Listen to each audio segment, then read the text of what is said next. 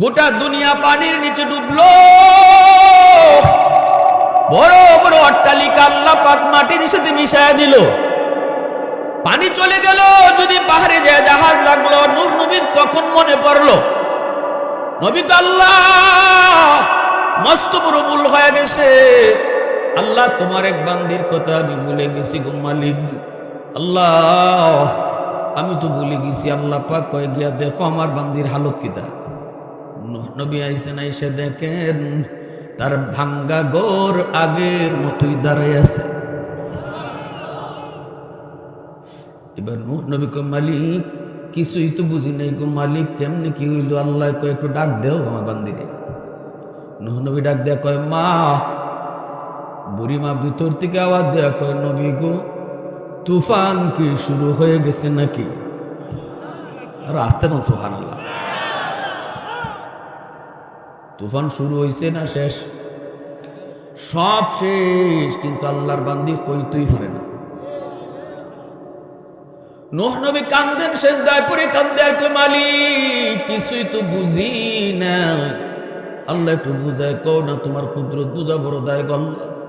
আল্লাহ তখন কয় নবী ও নূহ তুমি নবী হইয়া উম্মত বলতে পারো, তোমরা নবী হইয়া উম্মত বলতে পারো, কিন্তু আমি খালিক আর মালিক আমার বান্দা বান্দি বলতাম পারি না। আমি নু বানাইছি। আল্লাহু আকবার জোরে বলো। তোমরা নবী, তারা উম্মত বানাইছো না, কিন্তু আমি না নিজের হাতে বানাইছি, এজন্য আমি বলতাম পারি না।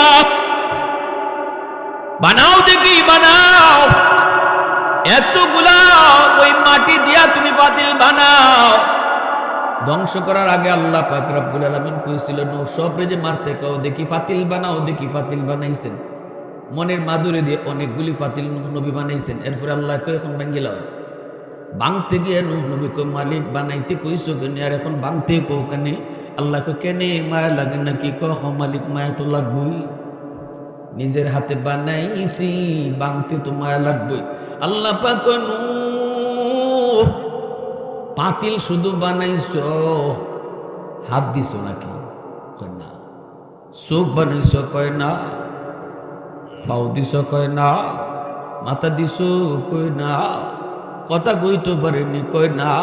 হাঁটতে পারেনি? কয় না। আল্লাহ তখন নূহ রে কিছু পাতিল বানাইছো, শুধু আটতেও পারে না, মারতেও পারে না, মারতেও পারে না। এগুলা ভাঙতে যদি তোমার মায়া লাগে হাতে বানানোর কারণে, আমি আল্লাহ যে মানুষগুলারে শুধু হাতে বানাইছি তা না, সুন্দর দুইটা চোখ দিছি, সুন্দর দুইটা হাত দিয়েছি, সুন্দর দুইটা পাও দিছি। কত সুন্দর করে আমি আল্লাহরে মাঝে মাঝে ডাকে, ডাকুক না একবার অতক্ষণ দেখো না কেমনে টুকটা নড়ে। এই মানুষগুলারে মারতে কি আমি আল্লাহর মায়া লাগে না? প্রশংসা করবো কার? জোরে করো না কার? আলহামদুলিমান কাদ্দারা খায়রাও ওয়া কাবালা ওয়া শুকরু লিমান সাওয়ারা হুসনাও ওয়া জামালা ফরদুন সামাদুন আন সিফাতিন খালকি বারিউন রব্বুন আযালিয়ুন খালাকাল খালকা কামালা লা জিদ্দা ওয়ালা নিদ্দা ওয়ালা হাদ্দা লিমাওলা আল-আনা কামা কানা ওয়ালাম ইয়ালকা যাওয়ালা আল-আনা কামা কানা ওয়ালাম ইয়ালকা যাওয়ালা। এজন্য আমার ভাইরা বন্ধুরা, আল্লাহ পাক কয় এর জমিন আমি আল্লাহ দেখতেছি, এই জমিনে কত গুনাহ হয়, কত অত্যাচার হয়, কত জুলুম হয়। জালিম তো তারেও তো আমি নিজের হাতে বানাইছি, সুদকুর ঘুষকুর হলেও তো তারে নিজের হাতে বানাইছি। ওতে ধ্বংস করে দিতে আমি আল্লাহর বড় মায়া লাগে। আমি তো আমার বান্দার অপেক্ষায় আছি, কখন কোন মজলিসে উলামায়ে কেরামের কাছে গিয়া চোখের পানিটা ফেলাইয়া কয় মালিক ভুল হয়ে গেছে, আল্লাহ ভুল করে ফেলেছি গো, ও মালিক ভুল করে ফেলেছি, সারা জীবন শুধু ভুলে ভুলে গেছে, আল্লাহ তুমি মাফ করো, তোমার নাম না গফফার। আল্লাহ পাক কয় তখন তার 60 বছর 70 বছরের গুনাহটা আমি আল্লাহ মাফ করতে 70 বছর লাগাই না রে, 70 মাসও লাগাই না, 70 ঘন্টাও লাগাই না, 70 মিনিটও লাগাই না। তার 60-70 বছরের গুনাহকে আমি আল্লাহ 70 সেকেন্ডে মাফ করে দেই। إنك حميد مجيد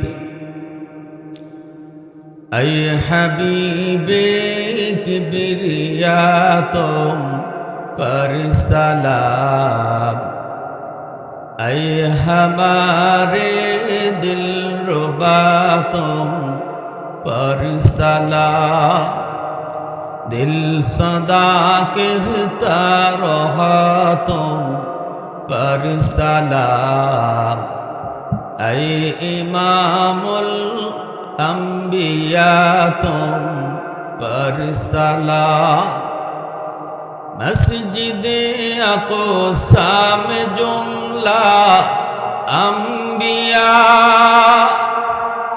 मस्जिद अक़सा में जुमला अंबिया मुक़्तदी थे और वहाँ तुम मुक़्तदा मुक़्तदी थे और वहाँ तुम मुक़्तदा ऐ इमामुल अंबिया तुम पर सलाम दिल सदा कहता रहा तुम पर सलाम ला इलाहा इल्लल्लाह ला इलाहा इल्लल्लाह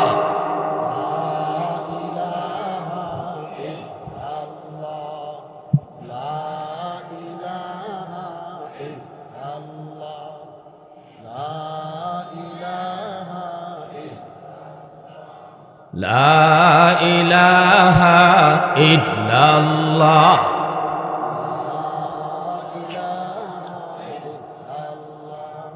হৃদয়ের জানালাটা খুলে দাও না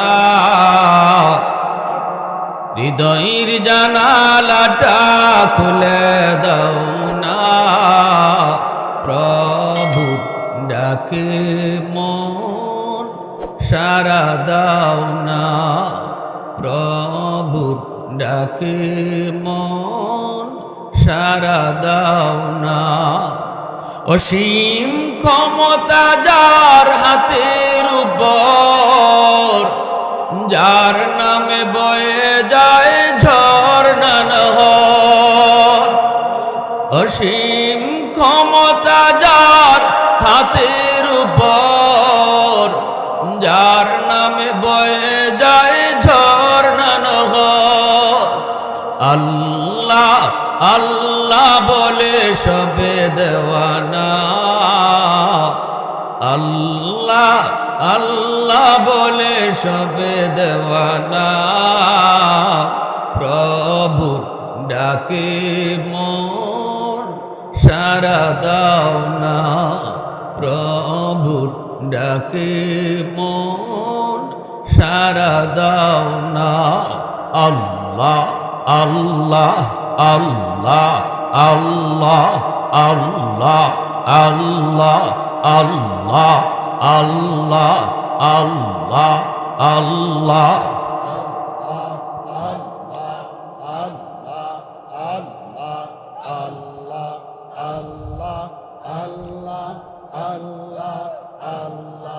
আল্লাহ আল্লাহ আল্লাহ আল্লাহ আল্লাহ আল্লাহ আল্লাহ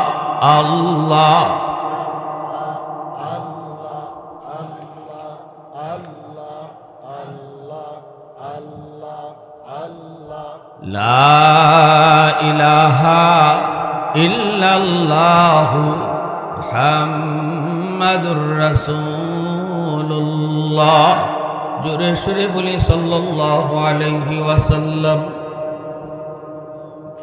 ঐতিহ্যবাহী নূরে মদিনা নুরানিয়া হাফিজিয়া মাদ্রাসা নোয়াপাড়া সমাজের হাফেজ ও আলেমদের সম্মাননা পাগড়ি প্রদান উপলক্ষে আয়োজিত আজকের ইসলামী মহাসম্মেলনের সম্মানিত সদর ইজলাস সভাপতি সাহেব হযরত মাওলানা ফিরোজ আহমদ সাহেব, হাজি ইউসুফ আলী সাহেব, উপস্থিত জাতির বিবেক, জাতির কর্ণধার, এ জাতির সূর্য সন্তান ওলামায়ে কেরাম, অত্র এলাকার মুরব্বিয়ানে আজম, কলিজার টুকরা যুবক, পর্দার আড়ালে পর্দানিসীন সম্মানিতা মা ও বোনেরা, মুআজ্জাজ হাজিরিন,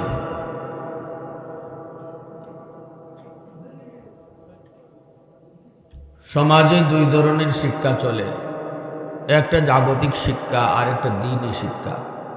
জাগতিক শিক্ষা বলতে আমরা বুঝি স্কুল কলেজ, আর দ্বীনি শিক্ষা বলতে বুঝি মাদ্রাসা শিক্ষা। এই যে দুইটা শিক্ষা ধারা সমাজে চলে, দুটোটারই দরকার। আমরা এই কথা বলবো না যে খালি মাদ্রাসা থাকুক, স্কুল কলেজ বন্ধ করে দাও, কখনো এটা বলি না, বলবো না, বলা ঠিকও না। কারণ মাদ্রাসা থেকে মুফতি মুহাদ্দিস বের হয়, স্কুল কলেজ ভার্সিটি থেকে ডাক্তার, ইঞ্জিনিয়ার, পাইলট বের হয়। একটা দেশের জন্য যেমন মুফতি সাহেব লাগবে, তেমন ডাক্তারও লাগবে, ঠিক না? কিন্তু তুলনামূলক যদি আমরা বিশ্লেষণ করি কোন শিক্ষাটার বেশি দরকার, তাহলে আমরা দেখব এই জায়গাতে যদি এখানে প্রশ্ন রাখি, জবাব একটাই, দ্বীনি শিক্ষার প্রয়োজন, কোরআনের শিক্ষার প্রয়োজন 1000 গুণ বেশি। কেন? কারণ কি? কারণ হলো দ্বীনি শিক্ষায় আল্লাহর কালাম পড়ানো হয়, আর জাগতিক শিক্ষায় মানুষের গড়া শিক্ষা পড়ানো হয়। কোরআন আল্লাহর কালাম, আল্লাহ যত বড় তার কালাম তত বড়। আর স্কুল কলেজে মানুষের শিক্ষা পড়ানো, দুই শিক্ষার মধ্যে তফাৎ হইল আল্লাহ আমাদের খালিক, খালিক আর মাখলুকের মাঝে যেই পরিমাণ তফাৎ, দ্বীনি শিক্ষা আর জাগতিক শিক্ষার মাঝে ওই পরিমাণ তফাৎ।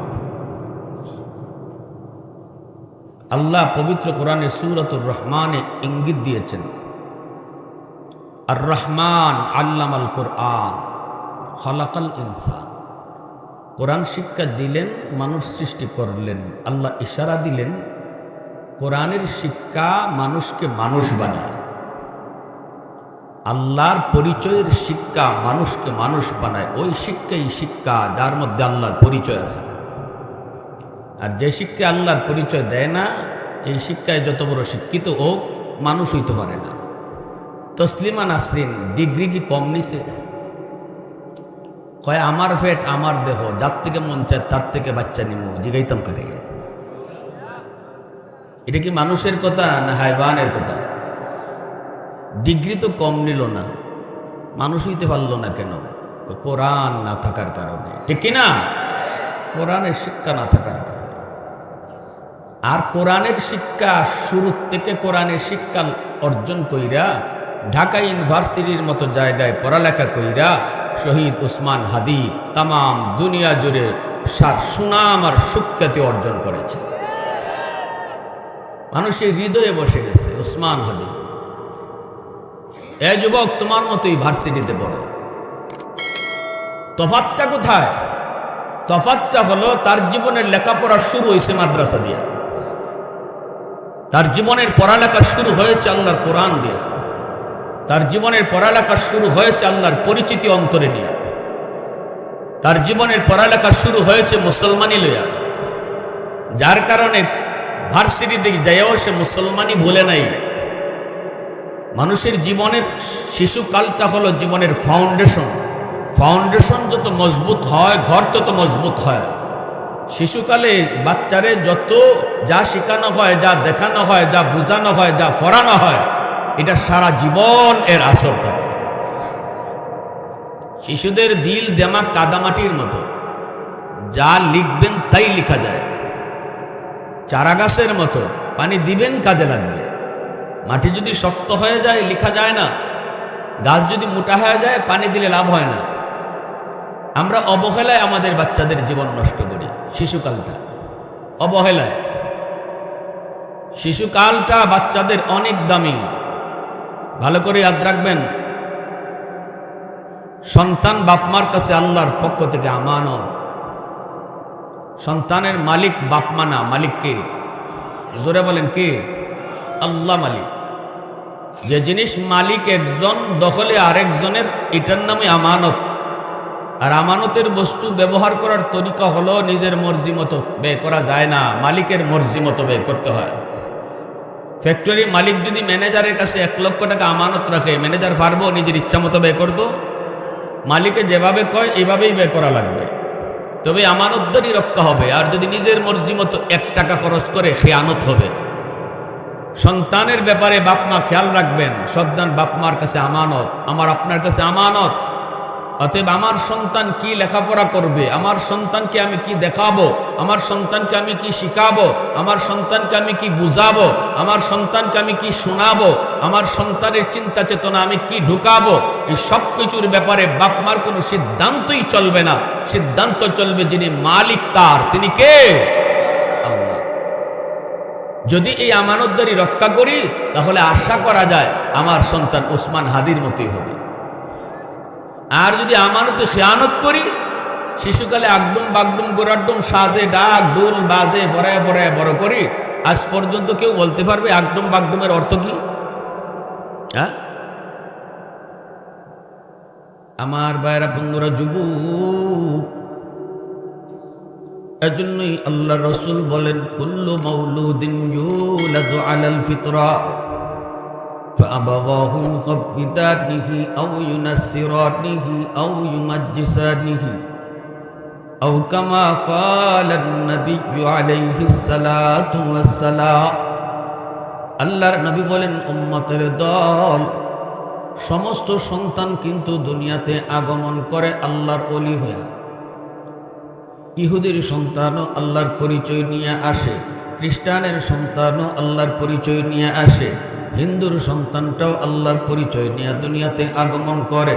রসুল বলেন, ফা আবাওয়াহু, তারা মা বাবা, তারা বাপ মা তাকে ইহুদি বানায়, বাপ মা তারে নাসারা বানায়, বাপ মা তারে মুশরিক বানায়।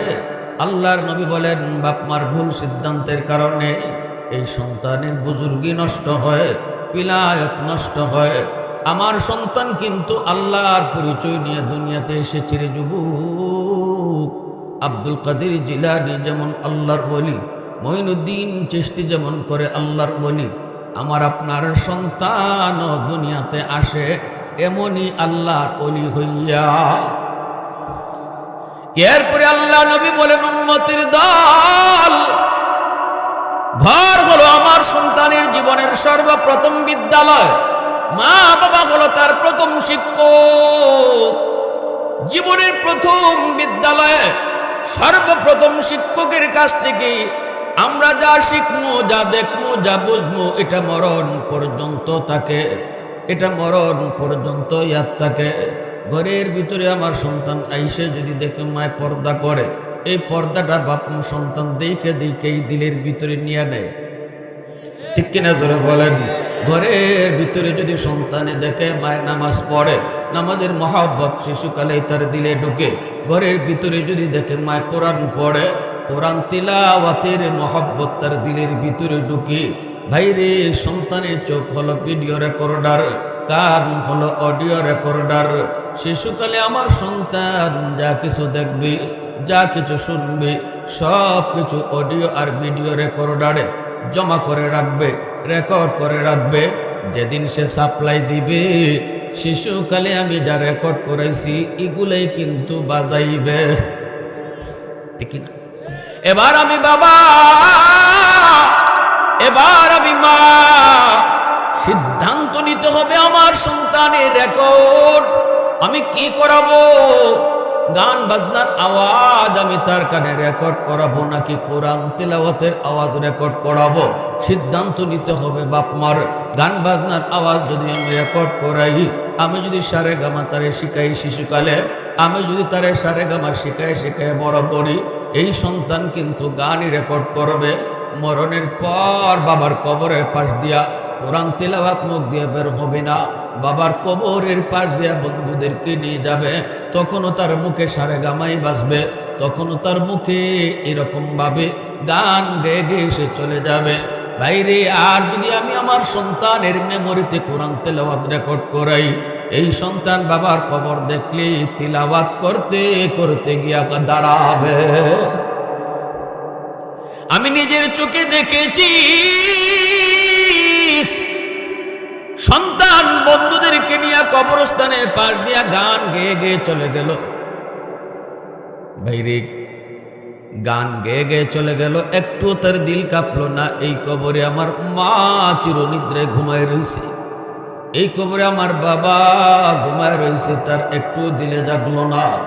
আমি আপনারে বলি না আপনার সন্তানকে আলেম বানাইতেই হবে, আমি বলবো না হাফেজ বানাইতেই হবে। আমি আপনাকে বলবো যদি ডাক্তার বানাতে চান, ইঞ্জিনিয়ার বানাতে চান, কলেজে পড়াইতে চান, ভার্সিটিতে পড়াইতে চান, অসুবিধা নাই। তবে একটা কথা বলবো, আগে তারে মুসলমানি শিখাও। ডাক্তার পরিচয় আমার সন্তানের বড় পরিচয় নয়, সবচেয়ে বড় পরিচয় হলো আমার সন্তান মুসলমানের সন্তান। শিশুকালে তারে মুসলমানের বাচ্চা আগে বানাও। মুসলমানি নিয়ে আসে হাই স্কুলে যাক, মুসলমানি নিয়ে আসে কলেজে যাক, মুসলমানি নিয়ে আসে ইউনিভার্সিটিতে যাক, তবেই সে শহীদ উসমান হাদির মতো সন্তান হবে। আজকে উসমান হাদির কারণে বাপমার সুনাম সুখ্যাতি, বাপমার চতুর্দিকে বাপমার ইজ্জত সম্মান আল্লাহ বাড়ায় দিছে। সন্তানের কারণে বাপমার ইজ্জত আল্লাহ বাড়ায় দিছে, সন্তানের কারণে বাপমার ইজ্জত বাড়ায় দিছে। আবার আরেক দিকে খুনি ফয়সলের কারণে বাপমার ইজ্জত ধুলিসাৎ হয়ে গেছে। দুজনই তরুণ যুবক, হাদিও যুবক, খুনি ফয়সল যুবক, দুইজনের ভিতরে আকাশ পাতাল তফাৎ। আজকে যদি ফয়সল ধরা পড়ে, ফয়সল যদি মরে, বাংলার কোনো মানুষ তার জন্য কাঁদবে না, বরং আনন্দ করবে আর কইব কুত্তা মরছে। কিন্তু আজকে হাদির মরণ বাংলাদেশের প্রতিটা মানুষকে কাঁদায় গেল, প্রতিটা মানুষকে কাঁদায় গেল। রে যুবক, যার সাথে রক্তের কোনো সম্পর্ক নাই, তবু ওই মানুষটা যেন রক্তের চেয়েও বেশি আপন হয়ে গেল। কেন? কারণ হলো সে শিশুকালে দিলের ভিতরে আল্লাহরে এমনভাবে ঢুকাইছে, ভার্সিটিতে যায় সে আল্লাহকে ভুলে নাই। নামাজের টাইম হলে বন্ধুদেরকে নিয়ে নামাজ পড়তো, আল্লাহকে দিলের ভিতরে বসানোর কারণে আল্লাহ তার ওপর খুশি। আর আল্লাহ যখন যাকে ভালোবাসে, তখন হাদিস শরীফে রাসূল বলেন আল্লাহ পাক মাখলুকের অন্তরে তার মহব্বত ঢুকায় দেয়। এজন্যই হাদির মহব্বত প্রতিটা মানুষের দিলে দিলে ঢুকায় দিছে কে? আওয়াজ দেয়া কও না কে? প্রশংসা করব কার? জোরে কও না কার? ওয়াহদাতি কি হিফাজত নেহি বেকুওয়াতে বাজু, वहदत की हिफाजत नहीं बेकुव्वत बाजू, आती नहीं कुछ काम हक खुदादार, आती नहीं कुछ काम हक खुदादार। ऐ मर्द खुदा तुझको कुव्वत नहीं हासिल, जा बैठ किसी गार में अल्लाह का कर याद, जा बैठे किसी गार में अल्लाह को कर याद। ये सच है कि बातिल की तरफदार नहीं हम, गद्दार न समझो हम गद्दार नहीं हम, गद्दार न समझो हम गद्दार नहीं हम। फूलों की तरह नरम मिजाज अपना है नाज़ुर, हम तीर नहीं नेज़ा व तलवार नहीं हाँ, हम तीर नहीं नेज़ा व तलवार नहीं हाँ। मुसलमाনের आवाज को अल्लाहु আকবার। এ যুবক, শহীদ উসমান হাদি তোমারই শিখায় গেছে দুনিয়াতে 1000 বছর বাঁচার বিছরে সার্থকতা না। একদিন বাঁচো, কিন্তু সিংহের মতো আল্লাহর জন্য বাঁচো, দ্বীনের জন্য বাঁচো। গোলামের জিন্দেগি নয়, আজাদের জিন্দেগি। ঠিক কিনা জোরে কও। যুবক, তোমাকে শিখায় গেল কিভাবে মরেও অমর হওয়া যায়, কিভাবে মরেও অমর হওয়া যায়। তোমাকে সবক দিয়া গেল। এই কথা তো বারবার কইতো, আমি চলে যাব, কিন্তু আমার মিশন থেমে থাকবে না। আমার পরে আমার মতো আরেক যুবক দাঁড়িয়ে যাবে। তোমরা আমার সন্তানটারে শুধু দেখে রেখো, আমি যে পথের প্রতীক, আমি যে আদর্শ নিয়ে মাঠে নেমেছি, আমার সন্তান আমার আদর্শে আদর্শবান হবে। এজন্য বলি যুবক, ভালো করে স্মরণ করো, ভালো করে ইয়াদ রাখো, দীর্ঘদিন হাজার বছর দুনিয়াতে বাঁচার ভিতরেও সার্থকতা নেই। সার্থকতা হলো যে কয়দিন বাঁচো আল্লাহর জন্য, যে কয়দিন বাঁচো দ্বীনের জন্য। আল্লাহর কাছে তুমি কবুল হও। কেমন কবুল হওয়া হয়েছে? শুক্রবারে আঘাত পাইল, শুক্রবারে তারে খুন করলো, খুনি তারে গুলি করলো, আবার পরের জুম্মার দিনে সে আল্লাহর ডাকে সাড়া দিল। আল্লাহ রসুল বলেন, জুম্মার দিনে যার মরণ হয়, জুম্মার দিনের ইজ্জতের খাতিরে আল্লাহ তার কবরের আযাব মাফ করে দেয়। আওয়াজ দিয়ে কও না সুবহানাল্লাহ, আর একটু জোরে কও না সুবহানাল্লাহ। এজন্য আমার কথা একটাই, এজন্য আমার কথা পরিষ্কার। আমার কথা না, শুধু উলামায়ে কেরামের কথাও পরিষ্কার। আপনার সন্তানকে আপনি ডাক্তার বানাবেন, কলেজে পড়াবেন, ভার্সিটিতে পড়াবেন, ওয়েলকাম ওয়েলকাম, আমরা আপনাকে স্বাগত জানাই। কিন্তু একটা কথা আপনারে বলবো, সন্তানের পড়ালেখা যেন শুরু হয় আল্লাহর পরিচিতি দিয়া। এই পড়াটা আল্লাহর পরিচয় দিয়া, এটার নামই পড়া। এজন্যই তো জিব্রাইল যখন নবীকে বলেছিলেন, নবী গো ইকরা, আপনি পড়েন। রাসূলকে আনা বিকারিন, আমি পড়া জানি না। জিব্রাইল আবারও বলছেন, নবী গো আপনি পড়েন। রাসূল কয় আমি পড়া জানি না। জিব্রাইল আবারও কয়, নবী গো আপনি পড়েন। রাসূল কয় আমি পড়া জানি না। এরপরে যখন জিব্রাইল কয় ইকরা বিসমি রাব্বিকাল্লাযী খালাক, পড়েন আপনি আপনার রবের নামে, তখনই রাসূল পড়া শুরু করলেন। এর দ্বারা রাসূল বুঝাইলেন, জিব্রাইল তুমি কার নামে আমারে পড়তে কও, কার নামে আমারে পড়তে কও। প্রথম 3 বার কার নামে পড়া শুরু করব, জিব্রাইল কয় নাই, এজন্য রাসূল পড়া শুরু করে নাই। যখনই জিব্রাইল কয় পড়েন আমার আল্লাহর নামে, তখনই রাসূল পড়া শুরু করে দিছে। এজন্য আমি আপনাদেরকে বলবো, উলামায়ে কেরাম মাদ্রাসার নুরানি বিভাগ 5টা বছর 5 পর্যন্ত আপনার সন্তানকে মাদ্রাসায় পড়ান। কারণ নুরানি বিভাগে স্কুলের সমমানের অঙ্ক ইংরেজি ঢুকানো হয়েছে। আপনাদের কথা মনে করে, আপনাদের কথা চিন্তা করে উলামায়ে কেরাম সিলেবাসের ভিতরে অঙ্ক ইংরেজি ঢুকাইছেন। স্কুলের অঙ্ক ইংরেজি মাদ্রাসাতেও আছে, সেম সমমানের ভালো টিচার দিয়ে পড়ানো হয়। 5 বছর যদি আপনার সন্তান মাদ্রাসায় পড়ে, তাহলে এই 5 বছরের ভিতরে দিলের মধ্যে কোরআন ঢুকবে। একটা স্লোগান তার মেমোরিতে সেট করে দেওয়া হবে, একটা স্লোগান তার মেমোরিতে সেট করে দেওয়া হবে। স্লোগানটা কি? স্লোগানটা হলো, এই জীবন জীবন নয়, মরণের পরের জীবনটাই হলো আসল জীবন। এই জীবনের প্রতিটা কাজের হিসাব আল্লাহর কাছে দেওয়া লাগবে। এই স্লোগানটা তার মেমোরিতে সেট করে দেওয়া হবে। আপনার সন্তান 5টা বছর যদি মাদ্রাসায় পড়ালেখা করে, যেমনভাবে আল্লাহর পরিচয় জানবে, যেমনভাবে আপনার এই আমানতদারি রক্ষা হবে, ঠিক তেমনিভাবে স্কুলের অঙ্ক ইংরেজিও সে সমান তালে শিখবে। এরপরে যদি হাই স্কুলে ভর্তি করতে চান, আমরা অসুবিধা নাই, বাধা দেব না। আমরা আপনাকে আরো বলবো, উৎসাহ দিব, অসুবিধা নাই, হাই স্কুলে ভর্তি করেন। অথবা যদি তার হাফেজ বানান, এরপরও হাই স্কুলে ভর্তি করতে চান, অসুবিধা নেই, বাধা দিব না। কারণ ওই সময় আপনার সন্তান মুসলমানি নিয়ে এসে হাই স্কুলে যাইতেছে, মুসলমানের সাথে নিয়ে এসে কলেজে ঢুকতেছে, মুসলমানের সাথে নিয়ে এসে ভার্সিটিতে ঢুকতেছে। সন্তানের আসল পরিচয় আপনি দিলে ঢুকাইয়া দিছেন। এজন্যই তো আল্লামা ডক্টর ইকবাল অক্সফোর্ডে যখন লেখাপড়া করতে যাবেন, মাকে বলেছিলেন, মা ডানে আমার ইহুদি, বামে ইহুদি, সামনে ইহুদি, পিছনে ইহুদি, টিচার যে আমার পড়াইতে আসবে সেও তো বেঈমান। আল্লাহর ওয়ালি ওইভাবে মাকে বলেছিলেন, মা ডানে বামে সামনে পিছনে শুধুমাত্র অমুসলিম আর অমুসলিম। ওই পরিবেশে আমি কেমন করে মুসলমানে নিয়ে টিকবো গো, কেমন করে মুসলমানে নিয়ে আমি টিকে থাকবো?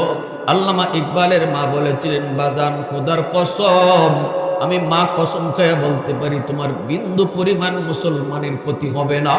কারণ শিশুকালে আমি মা তোমার চোখে মদিনার সুরমা লাগায়া দিছি। আমি আমার সন্তানদের শিখাই, ওই দেখা যায় তাল গাছ, ওই আমাদের গাছ। আর মাদ্রাসায় পড়াইবো, ওই দেখা যায় মক্কা, ওই দেখা যায় মদিনা। শিশুকালে তাল গাছ না দেখাইয়া মক্কা মদিনা দেখাইব, প্যাম্পেনদের পার্লার শিখাইয়া তার নামাজের ট্রেনিং দিব। ভাইয়েরা বন্ধুরা জন্য বলি, সন্তানের 5 বছর স্কুলে পড়ানোর প্রয়োজন নাই, 5টা বছর আপনি মাদ্রাসার নুরানি পড়ান। এরপরে যদি আপনি এই লাইনে দিতে চান দেন, আপনাদের কথা খেয়াল করেই কিন্তু আমরা মাদ্রাসার সিলেবাসে পরিবর্তন আনছি, আমার জন্য না, আপনার জন্য। কারণ আমি আমার সন্তানকে তো স্কুলে পড়াইতামই না, আমি তো শুরু থেকেই মাদ্রাসায় পড়াবো, শেষও করবো মাদ্রাসায়। কিন্তু যারা জেনারেল লাইনে সন্তানকে পড়াইতে চাবেন, আপনাদের দিকে খেয়াল করে উলামায়ে কেরাম এই মাদ্রাসার শুরুতে তারা স্কুলের সিলেবাস আনছেন, যাতে আপনারা যদি পরে নিতেও চান অসুবিধা নাই। ডাক্তার হলেও সে আদর্শ ডাক্তার হবে, ইঞ্জিনিয়ার হলেও সে আদর্শ ইঞ্জিনিয়ার হবে, ডাক্তারি হবে, ডাকাত হবে না, ইঞ্জিনিয়ারিং হবে, চুর হবে না। 20,000 টাকার লোভে পড়ে যেই ডাক্তার নর্মাল ডেলিভারি কেসের রোগীরে কয় সিজার করা লাগবে, অথচ ডাক্তার জানে নর্মাল হবে। এরপরে 20,000 টাকার লোভে পইরা যেই একজন মহিলাকে চিরদিনের জন্য সে অসুস্থ বানায় দিল, এই ডাক্তারকে ডাক্তার কইবেন না ডাকাত কইবেন? এমন আসেনি না নাই? বড় ডাক্তারের খাতায় নাম লেখাইছে ঠিক, বাট মানুষ হতে পারে নাই, কিনা জোরে বলেন? ইঞ্জিনিয়ার হইছে, রডের বদলা বাঁশ দিয়া দিছে, আসেনি না নাই? মানুষ মরলো তো আমার কি হলো? এই ইঞ্জিনিয়ারকে মানুষ বলা যায় না। এজন্য আল্লাহ বলছেন, মানুষ তো সেই যার মধ্যে কোরআনের শিক্ষা রয়েছে, যার ভিতরে হালাল হারামের বোধ রয়েছে, যার জিন্দিগিতে ইসলামী জিন্দিগি রয়েছে, যে জায়েজ না জায়েজ বুঝে, বৈধ অবৈধ মানে, আল্লাহর কাছে সে মানুষ, আল্লাহর পরিচয় যার দিলে আছে সেই তো মানুষ। আর যদি আল্লাহর পরিচয় না থাকে সে মানুষ হতে পারে না। এজন্য ভাইয়েরা বন্ধুরা বলবো, যদি আপনি এই লাইনে দিতে চান দেন, অসুবিধা নেই। আর যদি আপনি আপনার সন্তানকে আলেম বানাইতে চান, হাফেজ কোরআন বানাইতে চান, তাহলে তো নূরুন আলা নূর, এর উপরে আর কোনো সিদ্ধান্তই হয় না। জানেননি কারণ কি? কারণ কি? আল্লাহ পাক বলেন, যেখানে কোরআন রয়েছে, কোরআনের শিক্ষা যেখানে রয়েছে, কোরআনের ধারক বাহক যারা হয়, হাফেজ হয়, আলেম হয়, আল্লাহ বলেন কোরআন নাজিল করেছি আমি রহমত বানাইয়া। অতএব কোরআনের ধারক বাহক উলামায়ে কেরাম সমাজের জন্য রহমত, হাফেজ কোরআন সমাজের জন্য রহমত। আল্লাহর বাসায় যেখানে হাফেজের সংখ্যা বেশি থাকবে, উলামায়ে কেরামের সংখ্যা বেশি থাকবে, মাদ্রাসার সংখ্যা যেই সমাজে বেশি থাকবে, আল্লাহর পক্ষ থেকে রহমত তত নাজিল হবে। যেখানে রহমত থাকে সেখানে গজব আসে না। মাদ্রাসার খাতিরে আল্লাহর রহমতের চাদর দিয়ে এলাকারে ডেকে রাখে, এলাকারে ডেকে রাখে আল্লাহ রহমতের চাদর দিয়া। কারণ হল আল্লাহর কাছে পরিষ্কার কথা, যতদিন জমিনে কোরআনের শিক্ষা থাকবো, আমি মাওলার কালামের শিক্ষা যতদিন চলবো, ততদিন আমি জমিন টিকে রাখবো। সূর্য পূর্ব দিগন্তে উঠবে, পশ্চিমে ডুববে। মাদ্রাসা শিক্ষা যদি জমিনে চালু থাকে, মাদ্রাসা যদি জমিনে চালু থাকে, হাফেজ আলেম যদি সমাজে হইতে থাকে, আল্লাহ বলেন জমিন থেকে ফসল হবে, গাছ থেকে ফুল হবে, ফল হবে। এমনিভাবে নদী থেকে মাছ মিলবে। সুস্থতার নিয়ামত আমি আল্লাহ তোমাকে ধারাবাহিক দিয়ে যাব। যত নিয়ামত জমিনে আছে সব বলে নিয়ামত ঠিক মতো জারি থাকবে যদি কোরআনের শিক্ষা জমিনে চালু থাকে, হাফিজ আলেম যদি জমিনে হওয়া থাকে। এজন্যই রাসূল বলেন, উম্মতের দল, এই জমিন আল্লাহ কাদের উসিলায় টিকায় রাখছে তোমরা যদি নাও বুঝো, আসমান জমিনের ভিতরে আর যত মাখলুক সবাই কিন্তু ঠিকই বুঝে। রাসূল বলেন, ইন্নাল আলিমা ইস্তাগফিরু লাহু মান ফিল আরদ ওয়া মান ফিস সামা হাত্তাল হিতানু ফি জাওফিল মা ওয়া ফি riwayatin আন-নামলাতু ফি জুহরিহা।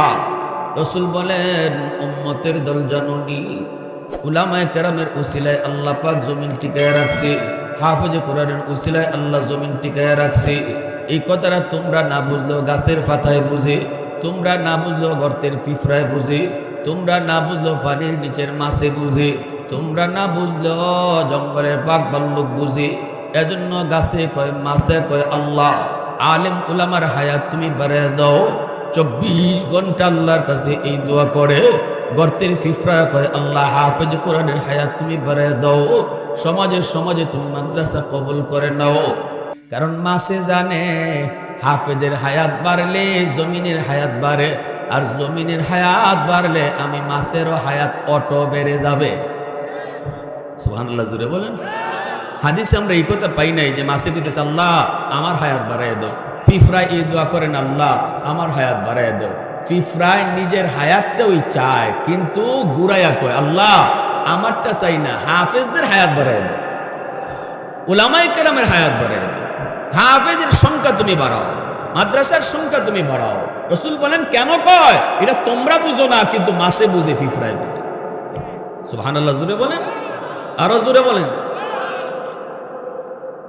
এজন্য আমার বারা ভালো করে ইয়াদ রাখবেন, মাদ্রাসার উসিলে আল্লাহ পাক জমিন টিকায় রাখে, নয়তো জমিনের ভিতরে যেই পরিমাণ গুনাহ হয়, যেই পরিমাণ অন্যায় হয়, যেই পরিমাণ জুলুম হয়, যেই পরিমাণ নাফরমানি হয়, এই জমিন আল্লাহ পাক রাখতেন না, এই জমিন আল্লাহ ধ্বংস করে দিতেন। কারণ হলো গুনাহ গজব টানে, গুনাহ আর নেক আমল রহমত টানে, গুনায় গজব টানে চুম্বকের মতো। গুনার বৈশিষ্ট্য হলো গজব টানে আনা, আর নেক আমলের বৈশিষ্ট্য হলো আল্লাহর রহমতকে টেনে আনা। এজন্যই আল্লাহ পাক বলেন হাদিসে কুদসি, আলা কুল্লা ইয়াউমিন ওয়াল আরদা ইস্তাজিলু রাব্বাহু ওয়াল মালাইকাতু ইস্তাজিলু রাব্বাহু ওয়াল বাহরা ইস্তাজিলু রাব্বাহু। আল্লাহ পাক বলেন, হাদিসটা একটু মন দিয়ে শুনুন, হাদিসটা কিন্তু হাদিস না, হাদিসে কুদসি, আল্লাহর কথা। আল্লাহ বলেন জানোনি, জমিন কিন্তু প্রতিদিন আমার কাছে দরখাস্ত করে। এই যে আপনাদের এই এলাকা নাম কি, নোয়াপাড়ার এই জমিনটাও আল্লাহর কাছে প্রতিদিন নাকি দরখাস্ত করে। আল্লাহ নিজে বলতেছে, আল্লাহ অনুমতি দিবাইনি, অনুমতি দিবাইনি, নাফরমান গুলাকে আমি জমিন গিলে ফেলবো। আবতালিউ ইবনা আদম ফি করি, আল্লাহ নাফরমান আমি জমিনের উপর দিয়ে আর কতকাল হাঁটবে, আমি জমিন আর কতদিন তার পায়ের আওয়াজ শুনব, ওই সুদকুরের পায়ে বাড়ির বোঝা আমি কতদিন নিব, ঘুষখোরের বাড়ির বোঝা আর আমি কতদিন সইব। আসবিরু ইলা মাতা আসবিরু, আসবিরু ইলা মাতা আসবিরু, আল্লাহ ধৈর্য ধরবো তো আর কতকাল ধৈর্য ধরব, ধৈর্য ধরবো তো আর কতকাল ধৈর্য ধরব। 5.9 একটা ভূমিকম্প গেল শুক্রবারে, বাংলাদেশ কাঁপুনি দিয়ে গেল। বাবা সন্তান রেখে দৌড় দিয়ে ঘর থেকে বের হয়ে যায় নিজের জান বাঁচানোর জন্য। অথচ আল্লাহ বলেন এরকম 5 আর 6 নয়, 10 নয়, 20 নয়, 100% এরকম জাকুনি দিত চায় জমিনে। তোদের গুনার কারণে রে বান্দা, তোদের গুনার কারণে জমিন এরকম কাঁপে উঠতে চায়, 100% কাঁপুনি দিতে চায়। আল্লাহ বলেন শুধু জমিন নয়, শুধু জমিন নয়, সাগর মহাসাগর পর্যন্ত এই আবদার করে। কক্সবাজার সমুদ্র সৈকতের পারে গিয়া কত যুবক কত যুবতী অন্যায় কাজে লিপ্ত হয়, গুনার পর কাজে লিপ্ত হয়, নাফরমানিতে লিপ্ত হয়। সাগরে পানিটা চায়া চায়া দেখে, আর আল্লাহর কাছে আবদার করে, মালিক আমি আর কত নাফরমানি দেখবো, আর কত বেহায়াপনা দেখবো গো আল্লাহ, অনুমতি দিবাইনি, অনুমতি দিবাইনি, নাফরমান গুলাকে আমি পানি দিয়ে ডুবাই ফেলবো। ওরা যে নাপাক বানাইছে জমিনটারে, এই নাপাক জমিনটারে আমি যে পাক বানিয়ে দিব। আল্লাহর কাছে যখন জমিনও এরকম আবদার করে, এরকম সাগর মহাসাগরও ধ্বংসের কথা কয়, ফেরেশতারাও মানুষকে ধ্বংস করে দেওয়ার কথা কয়, তখন আল্লাহ পাক জমিনকে ধমক দিয়া কয়, এর জমিন ভালো করে শুন, আমি আল্লাহ দেখতেছি জমিনে কত গুনাহ হইতেছে, কত অন্যায় হয়, কত জুলুম হয়, কত নাফরমানি হয়। এরপর আমি আল্লাহ নগদ ধরি না, জাননি কেন? কারণ এই মানুষকে আমি আল্লাহ বড় আদর করে বানাইছি। আসমান আল্লাহ বানাইছেন কুন ফায়াকুন বইলা, জমিন আল্লাহ বানাইছেন কুন ফায়াকুন বইলা। আল্লাহ হাত লাগাই নেই, আসমান বানাইতে আল্লাহ হাত লাগাইতে হয় নেই, খালি কইছে কুন, সাথে সাথে হয়ে গেছে ফায়াকুন। জমিন বানাইতে আল্লাহ কইছে কুন, সাথে সাথে জমিন হয়ে গেছে। ফেরেশতাও আল্লাহ বানাইছে কুন ফায়াকুন বইলা। কিন্তু আমারে আপনারে আল্লাহ পাক কুন ফায়াকুন বলে বানায় না। আমারে আপনারা যখন আল্লাহ বানাইছে রে, তখন আল্লাহ কয় খালাকতু বিয়াদাইয়া, আমি আমার নিজের হাত দিয়া বান্দা বান্দিরে বানাইছি। এ শুকর হইল তো আমি আল্লাহ তার নিজের হাতে বানাইছি, গোশকুরও তো আমি নিজের হাতে বানাইছি, ওই ইহুদিরও তো আমি আল্লাহ নিজের হাতে বানাইছি। এজন্য ধ্বংস করতে আমি আল্লাহর মায়া লাগে, সুবহানাল্লাহ। এজন্য ধ্বংস করতে আমি আল্লাহর মায়া লাগে। আমি তো হাত লাগাই নাই, আর কোনো কিছু বানাইতে আমি হাত লাগাই নাই, কিন্তু মানুষ, এই মানুষ বানাইতে তো আমি আল্লাহ হাত লাগাইছি। অতএব মানুষের ধ্বংস আমি আল্লাহর কষ্ট লাগবই। নূহ নবী একদিন কইছিলেন, মালিক ধ্বংস করে ফেলো, রব্বি লা তাযার আলাল আরদি মিনাল কাফিরিনা দাইয়ারা, আল্লাহ সব মেরে ফেলো, আর একটাও রাখো না। আল্লাহ নূহ নবীর ডাক দিয়া কয়, নূহ এটা কি সেই দোয়া? কোন দোয়া যেটা আমি কবুলের গ্যারান্টি দিয়েছি? সমস্ত নবীদেরকে আল্লাহ পাক দুনিয়াতে একটা দোয়া কবুলের গ্যারান্টি দিয়েছেন। সব নবীরে আল্লাহ একটা দোয়া কবুলের গ্যারান্টি দিয়েছেন। লিকুল্লি নাবিয়্যিন দাওয়াতুন মুস্তাজাবাতুন ফাতাআজ্জালা কুল্লু নাবিয়্যিন দাওয়াতাহু ওয়া ইন্নী ইখতাবাতু দাওয়াতি শাফাআতান লিউম্মতি। রাসূল বলেন, সব নবী ওই দোয়াটা দুনিয়াতে চায়া চায়া তারা নিয়ে গেছে। প্রত্যেক নবী দুনিয়াতে এই দোয়া চায়া চায়া নিয়ে গেছে, কিন্তু ওই কবুলের গ্যারান্টির দোয়াটা আমি রাসূল দুনিয়াতে চাই নাই রে উম্মত।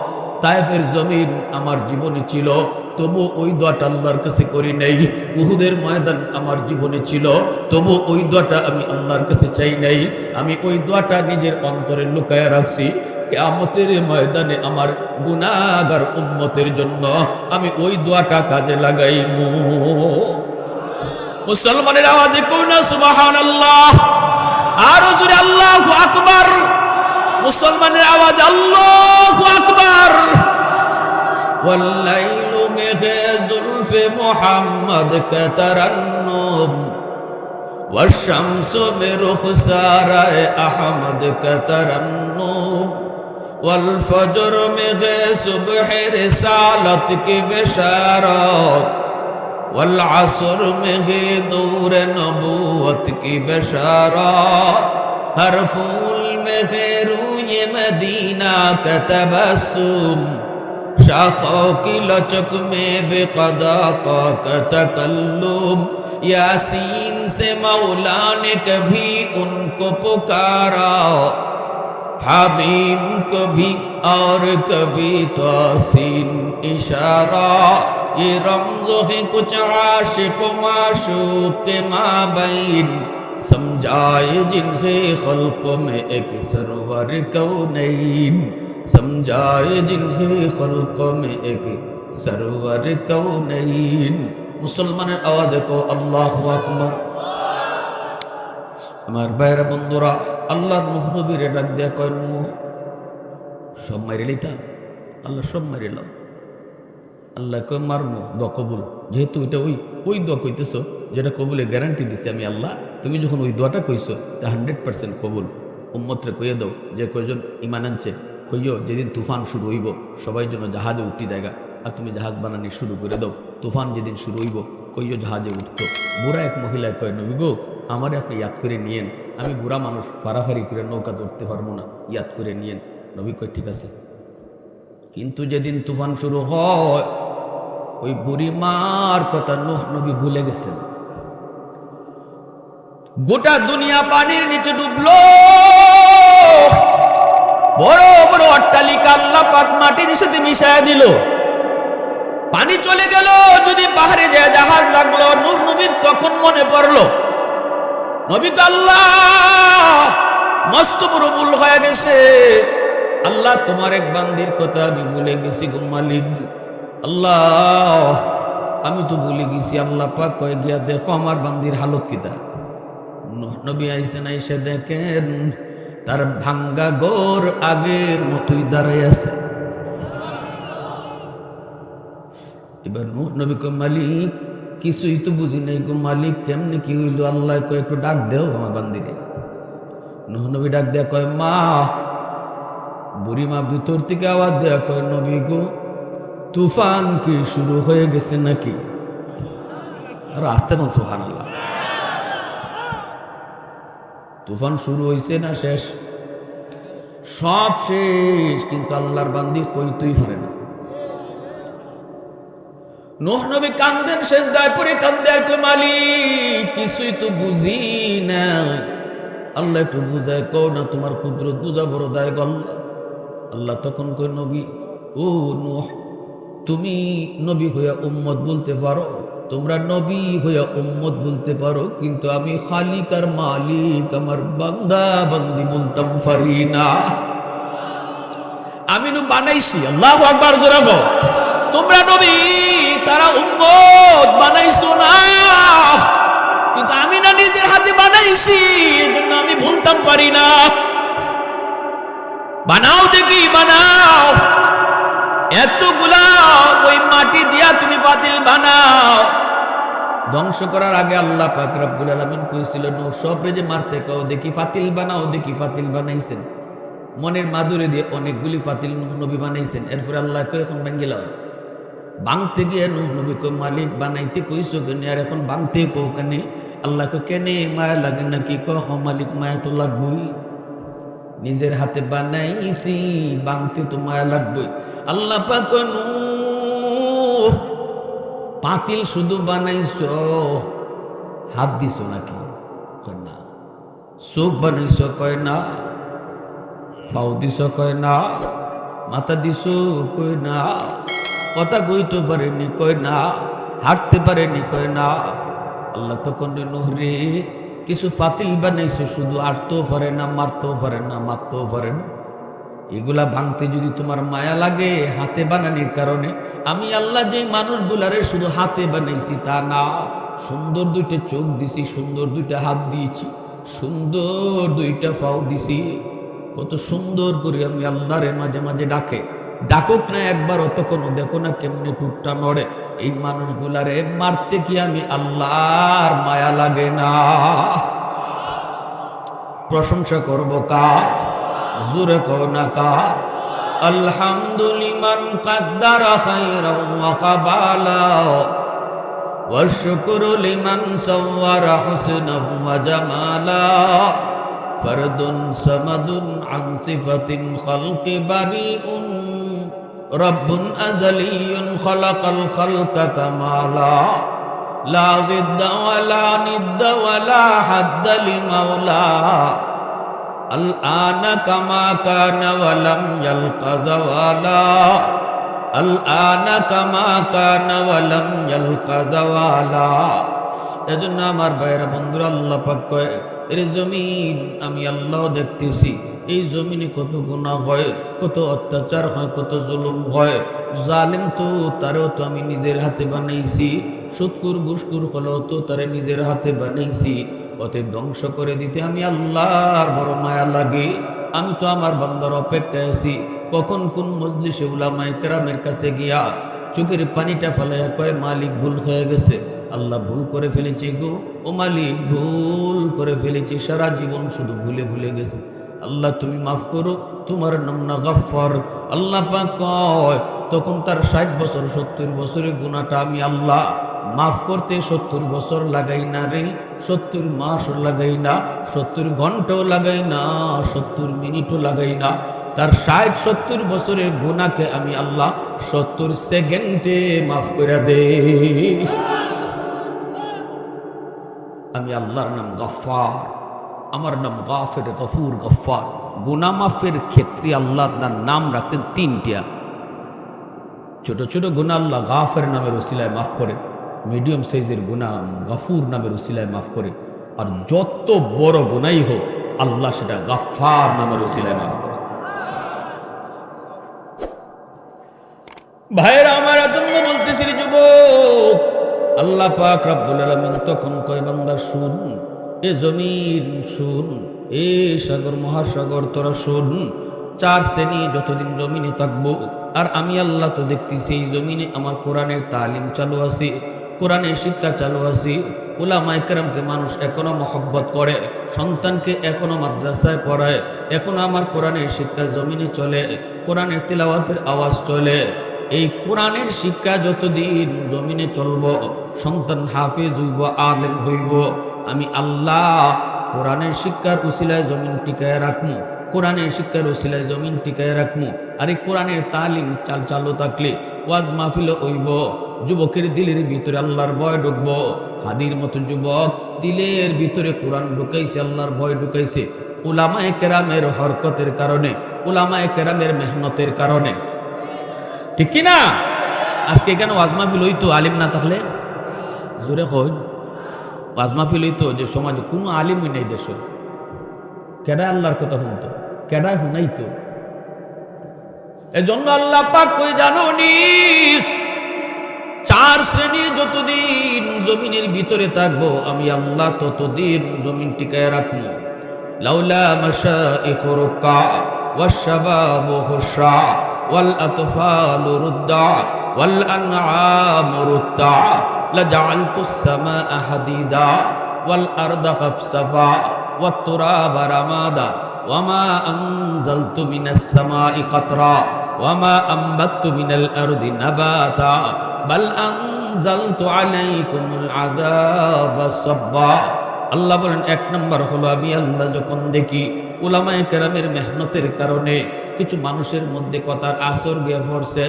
একদল বৃদ্ধ মানুষ, কোমরে তার ব্যথা, হাঁটুতে তার ব্যথা, আমার ওই বৃদ্ধ বান্দাবান্দিরে যখন দেখি রুকু করতে তার বড় কষ্ট হয়, আমি আল্লাহর কদমে সেজদা দিতে মন চায় কিন্তু তার কষ্ট হয়। কোমরের রগটা যেন ছিঁড়ে যাইতেছে, হাঁটুর রগ যেন ছিঁড়ে যাইতেছে। মসজিদে যাইতে গেলে আমার বান্দা ভয় পায়, কোথায় জানি মাথা ঘোরায় পড়ে যায়।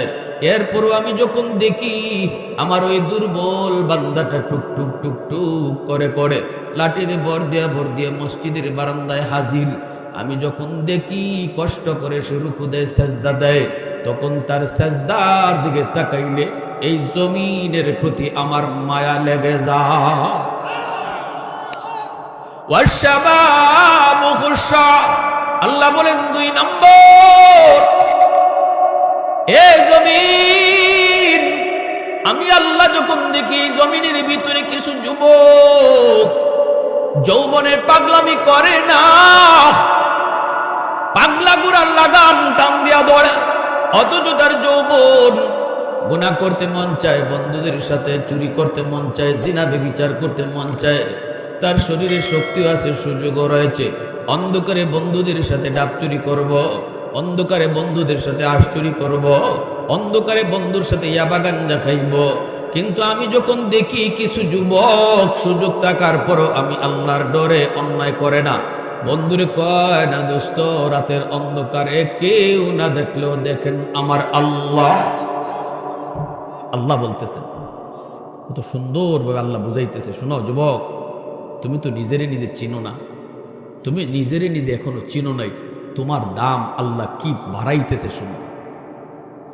আল্লাহ বলে, আমি যখন দেখি ওই যুবক সুযোগ ছিল, শক্তি ছিল গুনাহ করা, এরপরও সে গুনাহ করে না, আমি আল্লাহর ডরে, যৌবনে তারা মসজিদে পাওয়া যায়, যৌবনে তার মাথায় টুপি, মুখে দাড়ি দেখা যায়, যৌবনে আমি যখন দেখি সে বাপ মার সেবা করে, মুরব্বীদের সম্মান করে, উলামায়ে কেরামকে তাজিম করে, আমি যখন দেখি যুবক না রমজান মাসে সে রোজা রাখে, রমজান মাসে সে রোজা রাখে, গান বাজনার আয়োজন করে না, করাইলে ওয়াজ মাহফিলের আয়োজনই করে, তার দিলের ভিতরে যখন আমি আল্লাহ দেখি আমার ভয়ে, দিলের ভিতরে যখন দেখি আমি আল্লাহর প্রেম, দুনিয়ার নাপাক প্রেম অন্তরে জন্ম দেয় না, আমি আল্লাহর প্রেম, আমার নবীর প্রেম নিয়ে ঘুরে, ওই যুবকের দিকে যখন আমি আল্লাহ তাকাই, তখন এই জমিনের প্রতি আমার মায়া লেগে যায়।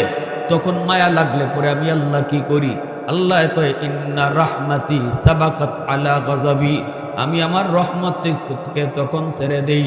মানুষের গুনার কারণে গজব ধেয়ে আসতেছে, কিন্তু আমি যখন এই জমিনে ওই বুড়া মানুষগুলা যারা বৃদ্ধ বয়সে রুকু করে সেজদা দেয়, যুবকগুলি যেই যুবক যৌবনে রুকু করে সেজদা দেয়, এদের দিকে যখন তাকাই তখন আমার রহমতকে আমি ছেড়ে দেই। আল্লাহ বলেন আমার রহমতকে ছেড়ে দেওয়া মাত্রই রহমত গজবের আগে চলে যায়। বান্দা বান্দি আর গজবের মাঝখানে গিয়া রহমত দাঁড়ায় যায়। সুবহানাল্লাহ। বাবা যখন সন্তানকে মারতে আসে, মা যদি মাঝখানে হাত উঠায় দাঁড়ায় যায়, বাবা তখন মারতে পারে? আল্লাহ পাক বলেন আমি যখন দেখি তখন আমি ওই রহমতকে ছেড়ে দিই, মাঝখানে গিয়ে দাঁড়ায় থাকি, গজবের আগে চলে যায়। আল্লাহ বলেন 3 নাম্বার হলো ওয়াল আতফাল রুদ্দা।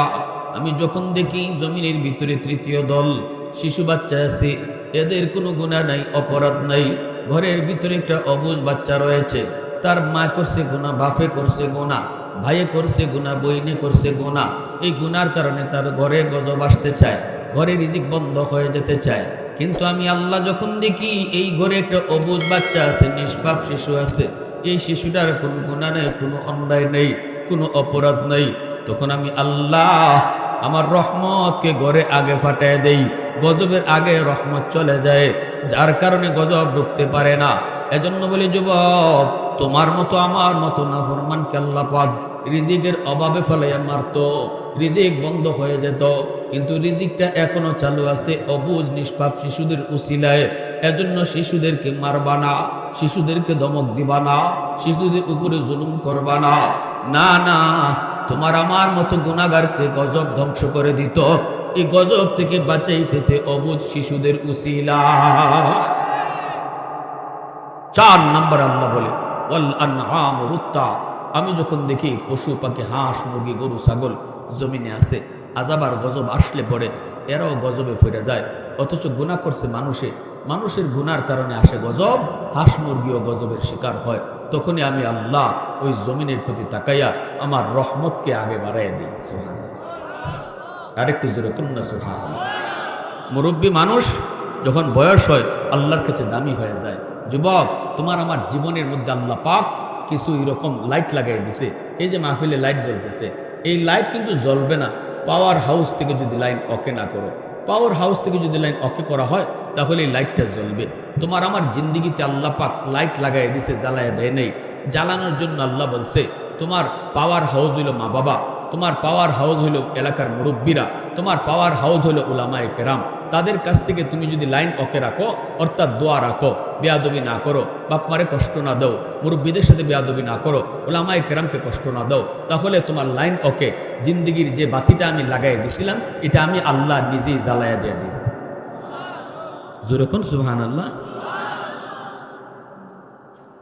একটা ঘটনা খালি কই, মন দিয়ে শুনেন।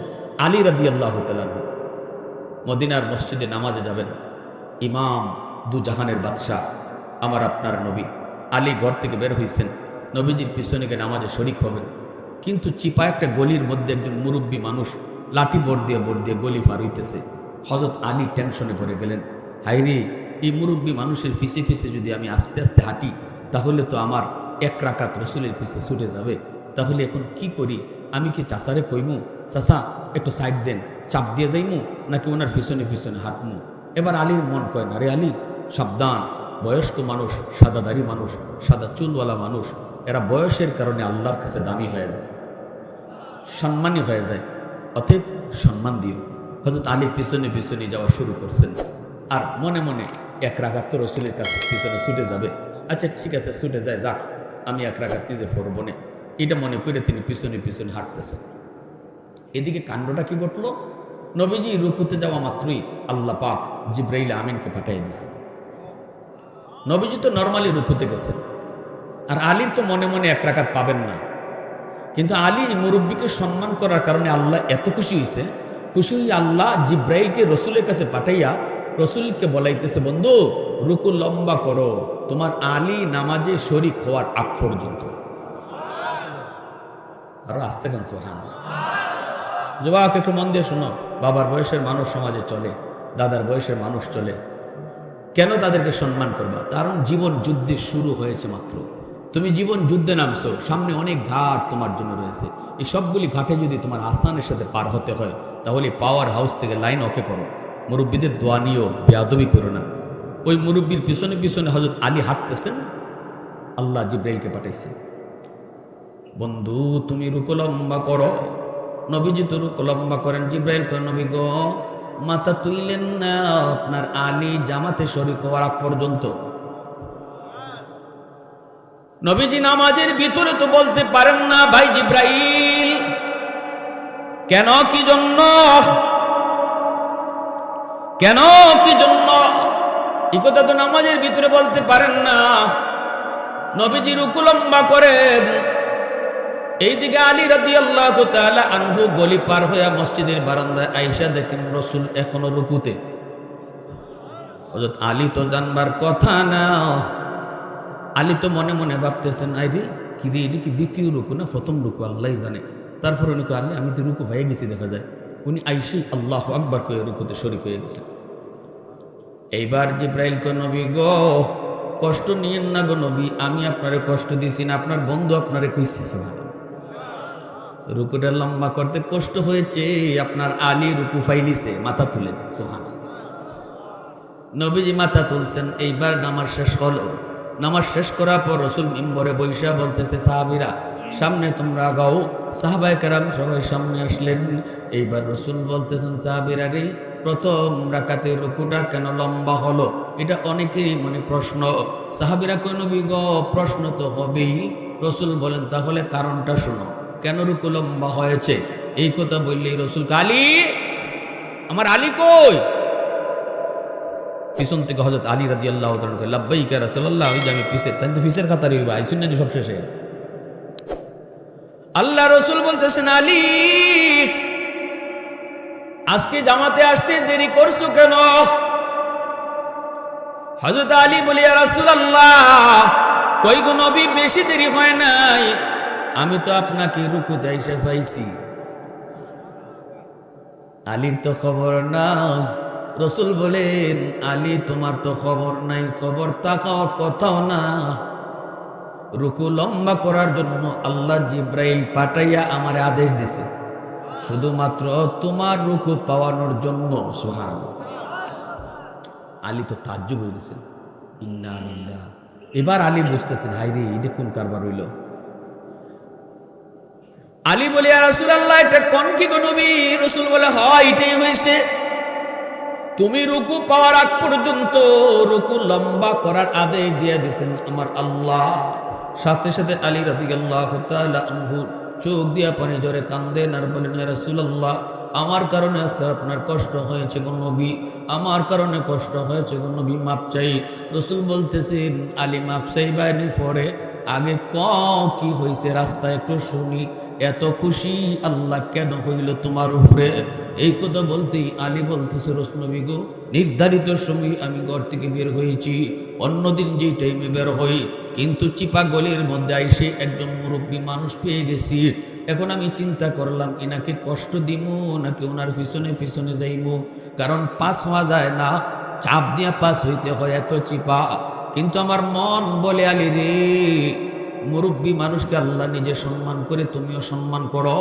তখনই আমি তার পিছনে পিছনে আইতেছি, আর আমি তো একবারে ফাইনাল, যে এক রাকাত আপনার পিছনে পাবো না।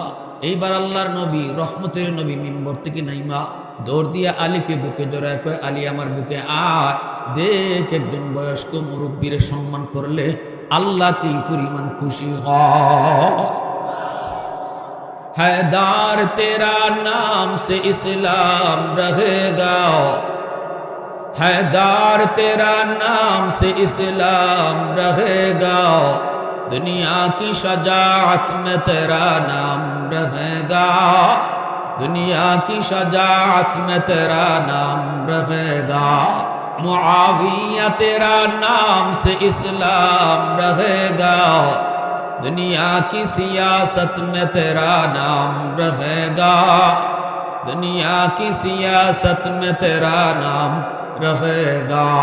मुसलमाনের আওয়াজে কও আল্লাহু আকবার। আমার কথা বুঝে থাকলে শেষমেশ ফিনিশিং, 1 মিনিটের ভিতরে কথা শেষ, একটু মন দিয়ে শুনেন।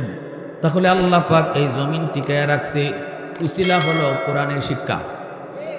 জোরে কোন? কোরআনের শিক্ষা বন্ধ হলে আল্লাহ জমিন রাখবেন না। মেম্বারকে মেম্বারি করার সুযোগ দিবে না, চেয়ারম্যানকে চেয়ারম্যানই করার সুযোগ দিবে না, এমপিকে এমপিগিরি করার সুযোগ দিবে না, দোকানদারকে দোকানদারি করার সুযোগ আল্লাহ দিবে না, জমিদারের জমিদারি আল্লাহ জাকাত রাখবে না। এজন্য আমি যদি মেম্বারি করতে হয়, চেয়ারম্যানই করতে হয়, এমপিগিরি করতে হয়, তাহলে মাদ্রাসা টিকায় রাখা লাগবো। যেরকম আমি যদি আমার জায়গার তখন লাগে মাদ্রাসার টিকায় রাখুন লাগবো। তো মাদ্রাসার টিকায় রাখবো কেন? নিজে বাঁচার লাগে। এজন্য আমি প্রায় জায়গায় বয়ানে বলি, কেউ যদি মাদ্রাসায় 1 লাখ 2 লাখ টাকা দেয় অথবা মাদ্রাসার জমিটাও দান করে, সে যদি কথা কয় আমি মাদ্রাসার টিকায় রাখছি, ভুল কথা এমন বলবেন না, বলবেন যে মাদ্রাসার উসিলায় আল্লাহ আমাদেরকে টিকায় রাখছে। একটা ছাত্রের যদি আমি গ্লোজিং খাওয়াই, কেউ বলবেন না আমি একটা ছাত্র খাওয়াই, বলবেন একটা ছাত্রের উসিলায় আল্লাহ আমরা ঘরের সবরে খাওয়াই। এই হলো আল্লাহর কথা এবং রসুলের কথার সারমর্ম। রসুলের হাদিসের মূল সার নির্যাস হলো এই কথাটা। এই কথাটা যদি আপনি বুঝেন, আমি ছাত্র খাওয়াই না, বরং ছাত্রের উসিলায় আল্লাহ আমাদেরকে খাওয়ায়।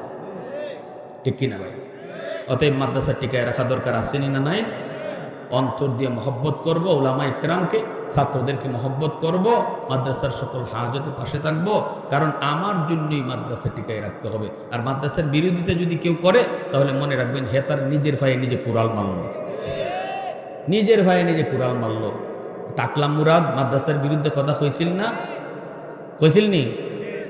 আসিলনি জায়গা, দল থেকে বহিষ্কার, এমপিগিরি গেল, সব গেল।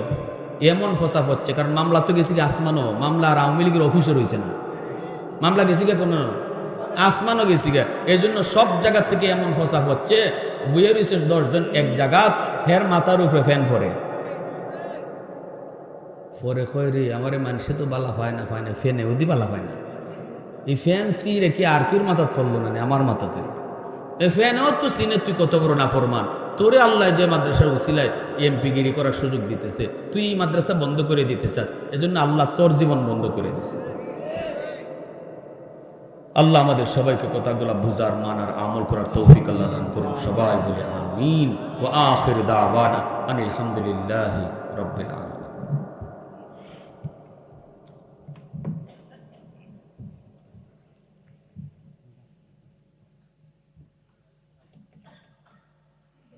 আলহামদুলিল্লাহ, রাত এখন প্রায় 12টা 20 বাজে। কোন শীতকে উপেক্ষা করে আপনারা এতক্ষণ পর্যন্ত বসে মাহফিলকে সফল করেছেন। আল্লাহ পাক সকলের হায়াতে বরকত দান করুন, সকলে বলে আমিন। এখন এই মুহূর্তে দোয়ার